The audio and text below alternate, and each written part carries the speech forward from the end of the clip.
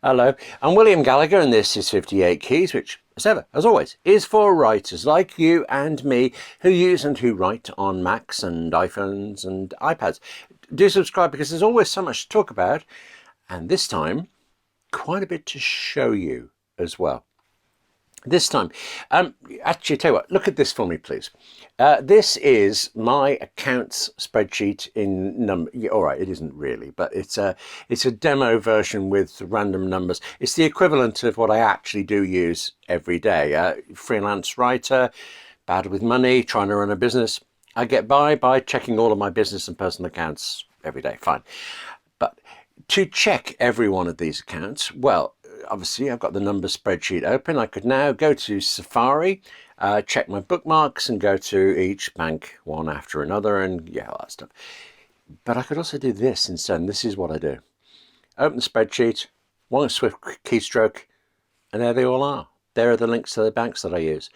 You can see that's quick. You can see that all I have to do now is hit return on one of those buttons and I'm off and you're seeing the way into my bank account. But as good and handy as that would be on its own, there's more. That keystroke I used brings up those bank links only because I am in that specific spreadsheet. If I were in Pages, if I was even in Numbers, but in a different spreadsheet, no, nothing would happen. This is through a Mac utility app called Hookmark, which I can't recommend too highly. I looked at it actually last year when it was then known as Hook, and I raved about it then. But I don't know what it is. Somehow, you've seen what I've used it for. I keep doing that. I keep not going further into it. That accounts thing, it's the only regular use I've had, although, to be fair, very regular. But now, things have moved on. Not only has Hook been renamed Hookmark, and I am a sucker for a good title, the app is now actually also part of Setapp. So it's available. If you have Setapp already, the subscription Mac app service, well then you've already got Hookmark right there waiting for you. You can still get it separately, but now it's available in Setapp. It's got a wider distribution. And I've got its inventor, Luc Beaudoin, talk to me about how the whole idea actually started with a pair of books that he wrote. And we've also got him here to talk you and me through how to use this, frankly, astonishingly great app for writers. When you see what it can do for us, you've got to watch this. Please watch this. Get the app. Watch this. Yeah. Luke, thank you very much for coming on 58 Keys. Very good to see you here. William, thank you very much for inviting me. Oops. And I appreciate being here. Oh, well, will you still say that after I've quizzed you? Yeah, I think you will. Oh, well, let's see. I deserve a good grilling. Yeah. We've just seen one way that I use Hookmark, and I was saying to you that I worked out I must use it 3 times a day, every weekday, and I can't remember how long for, but it could easily be a year now for it. So on the one hand, clearly I love your app, and it's great that it's getting bigger and spreading out more and having a big audience everywhere, except there is a small problem. I set it up a year ago, whatever it is, and now my fingers just call up this when I'm doing this particular job, and I cannot remember how I did it. And tomorrow I start a new project where, when I've done it before, Hook was really useful, but now different setups, I've got to start again. What is Hookmark actually for, and how do I set it up tomorrow? Okay, well, I need to know more about the delta, the difference that you're talking about for your projects. But Hookmark is actually it's an app to help you access the information that's most relevant to your task at hand. That's the way you envision it. That's what we're working for. So it's meant to take explicit searching. We have to type out of the equation as much as possible. Not that you can do without search altogether. We use search tools, Spotlight, launchers, etc., and Google, But once you've accessed something the first time, if it's relevant to a project, then hey, that's good. It's part of the 1 billionth or less of the information that really matters to you. Then you should be able to access it quickly. So this is something I called there's a 2-second rule, basically.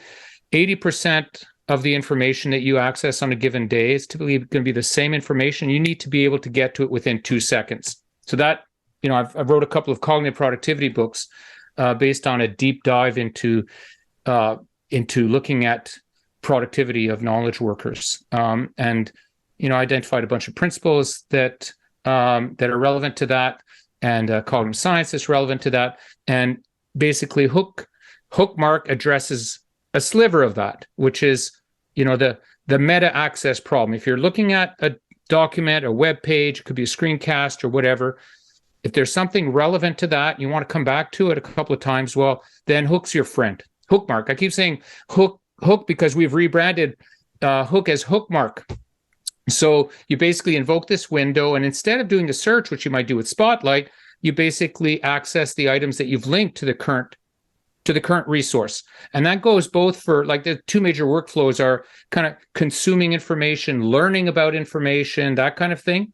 And then there's the creative part, where you're putting new information together, be it a document, a screencast, a presentation, it might be code, whatever you're doing.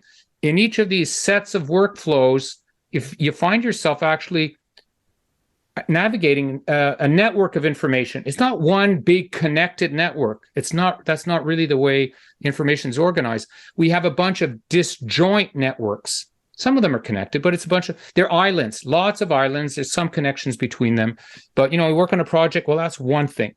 Another project might overlap with it a bit, but it's got its cluster of information. So when you're navigating between that, which for a lot of people is what they do most of the time, then you want to be able to navigate between it, and between the items in those networks, essentially. So Hookmark is your friend for that. So, yeah, the project tomorrow is a magazine. I'll put it together in Affinity Publisher, but it's a collection of writing. So things have been submitted. I have a folder of submissions. I will have a folder of accepted and rejected, another folder of emails to go back to various people, and lots of charts to do with production and delivery schedules and things. When you said then about islands, I realize I'm constantly going back to these same folders. Plus, the company that I do it for, they want me to do things, so they send me emails about it. And I would like to be able to be more efficient at taking their notes and put them in one place, but I'm not. So Hook lets me find all of these things as I need them? Here's the thing. One of the problems it addresses is that you can't put everything in one place. I mean, but it'd be very difficult and tedious. So, for instance, you have information in your Finder, bunch of files. When you're working on a project, you may very well have some files that you want to store. Maybe use Dev and Think, then there's information there. Use email, there's information there. There's the web, there's information there. I mean, we like using a lot of apps, a lot of us. So we've got information, all these different apps, basically. And we use apps that are specialized, that they're really optimized to do their particular task. And that's great. But if you don't have a tool like Hookmark, then the information is in all these different silos. So with Hookmark, like I was saying, you can connect that information. Everyone might have his own notion of what a project is, but we don't force you to use any particular app. For instance, I really like TaskPaper, but and I was a much bigger user of OmniFocus before. I use OmniFocus. It's a great app. I still have it for certain projects that I've got. So with Hook, you can say, and often it's like this: your focus, your nexus is basically is your task manager. In your task manager, it's a really good idea to have links to the different information that you want to get to. So often there's a key email. There's going to be often a key document. It might be key video, maybe some PDFs out there or spreadsheets. It really depends on your profession, code libraries or whatever. And like one of the key places where you want things to be connected is in your to-do app. So you put together your project and you start working on it, and you might have links to, the next thing is an email. Of course, you could just flag your email. That's what most people do, put them in folders, etc. But, that means when you start a project, there's no notion of project what are you going to do? Get married to projects in Mail, project in Notion, project in this, that, and the other. You should be able to use whatever, and not be married to a particular application where all your project info lies. I live in OmniFocus. Things start Sure, there and sure. go everywhere. I did not realize that I could use Hookmark within it.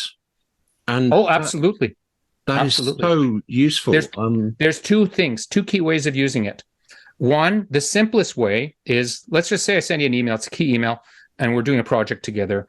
Maybe I've reviewed your document or your screencast or whatever it is, and you want to go, look at what the editor said, So instead of having that stuck in email, it's a key email. Take the second or two that it takes to copy a link to it, bring up Hook, copy a link to the email. Works in a lot of apps, including Mail.app, the most used app on the Mac, Mail app on the Mac. And then you can just paste it in an OmniFocus project. That's one way to do it. Another way to do it is in your mail. You can actually, there's this command in Hookmark that's one of my favorite commands. It's called hook to new, and then you choose what you want to hook it to. For a lot of people, the default is actually OmniFocus. So you bring up in any resource, could be an email, say hook to new OmniFocus task. Boom. Hookmark will use OmniFocus great Apple script, very scriptable app. You don't need to know about it. It's just happening behind the scenes. Hookmark will say, hey, OmniFocus, create a new task. Name it the same as what this email is. That's a sensible name. Tag it with the tag Hookmark. That may be useful. You can disable that. And bidirectionally link it, which we call hook it. That's why the command is hook to new, back to the email. So then this new task is created. You can put it at where you want. And then the next time, like later, when you get back to this project, you can bring up Hook on that task and it's linked right. You just bring up Hook on the task and it's linked back to the email. One of the reasons I want to talk to you is not just I love the app and now I know I'll use it more, but also the fact that you're a writer and all of this came out of 2 books that you wrote. Yeah. What went wrong? How did you stop writing books and become an app developer? It was all part of a grand scheme. The books actually came out of an email exchange with Steve Jobs, believe it or not. Wow. Steve, he had just announced, well, actually, the rumor was that Steve was going to announce a tablet. And I was affiliated with Sharp Brains, and which would do brain fitness stuff. And I was wondering which direction to go with the business because I was just wondering. I just set up a business while being an adjunct professor at Simon Fraser University. And then, I thought, oh, this is fun. I've been specializing in this area for how many years had it been then? About 9 years I've been into tech, what I call cognitive productivity tech. And I'm a Mac user and the iPad was coming out. Anyway, so we all knew that they were going to announce a tablet. So I said to the CEO of Sharp Brains, I said, hey, what do you say? Let's do something fun. We know they're going to do this. Why don't I publish an article saying, 10 things that we want this thing to do to support I was really thinking cognitive productivity, but their spiel is brain fitness. So I said, let's call it cognitive fitness, to support your cognitive fitness. But I'm thinking cognitive productivity. And then I'll watch the keynote. I'm sure it's going to be great because Steve Jobs is giving it.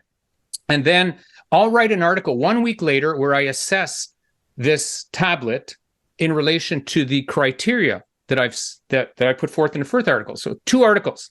So I did that. I was just blown away when Steve announced the iPad. And you go back to 2010, January, I think it was it was whatever it was. They it was panned. Like the press did not like it. I mean, it's like, and it's one of these things where Steve Ballmer probably made some bad comments about it, whatever. But I looked at this thing and I was blown away. Now, keep in mind, I'd been in a research associate at Simon Fraser University, specializing in this for about 8 years. And I'd done part of this as a business even before that. I've been deeply thinking about this. They're running experiments with the software we were creating. And we were, deep into this. And I looked at this and it blew me away. So I wrote my assessment of this thing. And then I thought, you know what, I gotta get in touch with Steve. So about this, because it's a great thing. Clearly this is a great device, but there seem to be a few things missing. So I sent him an email. It said something to the effect that, this was great. And I'd like, I think it could be even better. And the Mac could actually be better. So I could write a white paper or fly down to California or, he'd give me a call. So he said, well, send me a white paper on it. So I wrote a white paper for him. Now I kind of made the mistake of making it weigh 34 pages or something. I sent him a white paper, and that happened. That went through, and then I, stupidly, I hadn't heard back from him for 2 months, and I, not factoring in the fact that the guy had cancer. We didn't know too much about his health condition. There was something going on. Anyway, but I kind of pressured him, which I shouldn't have. I said, "Hey, where's the answer? Where's your feedback?" So he said, no, I have no interest. Oh, okay. So I said to myself, there's a lot of material here. I think I'm setting out to do more research and more development. I really should write a book before doing this, to really take this white paper essentially and blow it up into a book. That's what I did. This is a long story short. So I made the short story very long by saying this first book, Cognitive Productivity, Using Knowledge to Become Profoundly Effective, it's kind of a massive book, which I quickly put together to flesh this out. But sorry, you are such a writer. Right from the start there, not one article, but I can make two out of this. That kind of thinking for it. And then it sounds like, I'm not sure if I got this right, but it feels to me like you found what you thought of all this by writing the book to discover it, which I think is a very writerly kind of thing. You didn't have the idea and then lay it out. It felt like you maybe groped towards the suggestion for it. Yeah, well, you're a writer, so you know very well that writing is thinking. I mean, I'd been doing this for a long time, so it's not as if the book was the entirety of the thinking process. I had written a lot of specifications. We actually, at Simon Fraser University, we had a multi-million dollar research and development project. And I led the software side, providing input into the cognitive science side, but I was running the software side of this. So I'd written many. So I don't just implement software. As a matter of fact, now my team implements, but I love writing. You know what my favorite kind of writing is? It's actually a functional spec. It's basically playing God.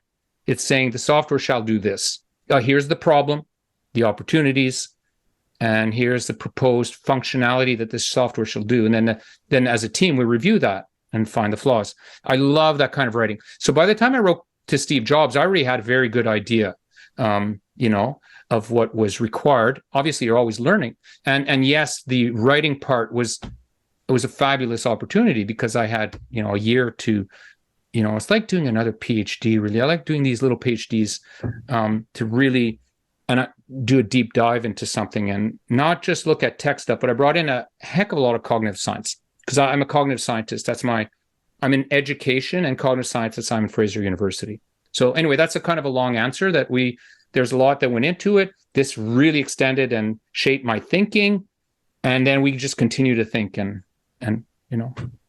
Yeah. So, I mean, the thing I get from this is you just threw together Hookmark in an afternoon, no effort, no thought. This is not the case. I had the core insight in 2002 at Simon Fraser University, and I put it in a specification. And when you talk about writing, let's just backtrack. I think engineering, technical writing is underrated as a thought tool and a communication and its thing, etc. I think it's like I actually worked as a technical writer in a company after I quit my job as a tenure track job in psychology, and I went in and I wrote anyway. I'm trying to remember how I first heard of Hook, and it seems to me that there are so many apps doing so many things.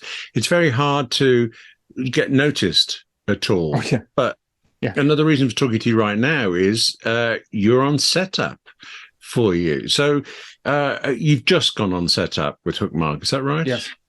Okay. Yeah.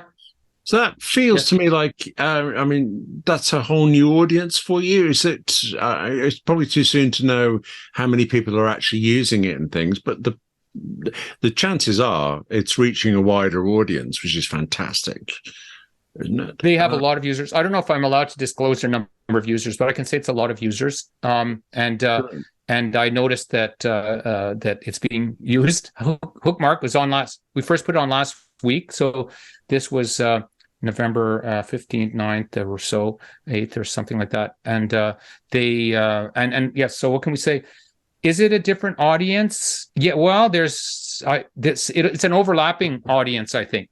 I think Setapp does attract people who are really interested in apps and software. So, and a lot of those people knew about Hookmark, but a lot of them didn't. So, so yeah, there's a lot of novelty there. It's international. A lot of our audience was already international. So with privacy, et cetera, I don't really have visibility Sure. about that, but I can tell based on the emails we're receiving that yes, this has increased our audience. So there's some other, well, some people might have known about it and didn't want to put down the coin. So we don't really know the backstory there. But it's definitely convenient. If you're a Setapp user, then it's there for free and you don't have to, deal with updates because that happens automatically. Nice. Nice summary there. Let me summarize even more there. Okay. To be clear, Setapp is a subscription service. It's what, $9 a month or so, varies a little bit. Yeah. Gets you 230 odd apps now, including Hookmark. Can I still just go straight to your website and buy Hookmark directly, or? Yep. Some people aren't into subscription, so they can download it directly, or they're, for whatever reason, they're not on Setapp. And yes, we're not going away. This is just, we want to provide an extra means for people to use Hookmark, and it's great for us. It's great to be exposed to that. And also, I really want to point out, because I authored this newsletter last week and a blog post where I expressed my support for Ukraine explicitly. Yeah. And we're donating, at least for the first quarter, the 20% of our proceeds from Setapp back to Ukraine. So they've got MacPoch is the parent company, has it set up for developers so you can give them money, and it can get distributed to people who need it, that causes related to the invasion of Ukraine. So we in Canada have the third. I'm Canadian. In British Columbia. In Canada, we have the third biggest population of Ukrainians in the world. So there's Ukraine, there's Russia, and there's Canada. I think we're over 1.6 million Ukrainians here. But that's not the only reason we did it. But we do want to have our support there. So and I tend to do more there because it's really getting grim in Ukraine. The winter's coming, and they need our help. The Setapp people are really good people. I've worked with them before, and it's very scary when you feel that personal connection to something that's otherwise headlines. For it's good to be able to see you doing something like that, and great to also just for the rest of us to see you on Setapp.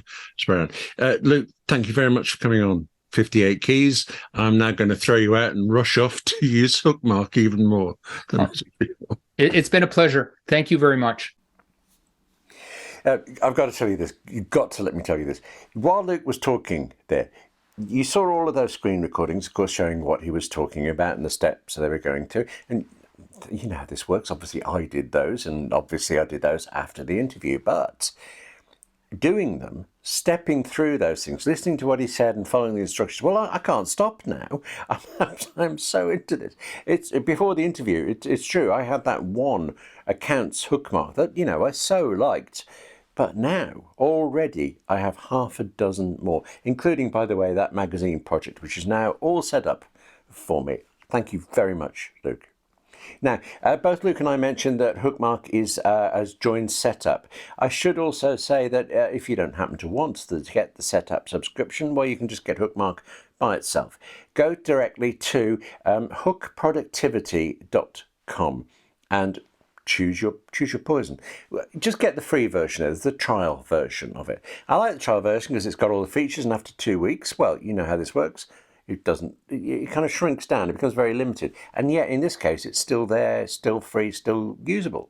You could, and I recommend buying then the standard version for $30, and you get back all of the key features of Hookmark.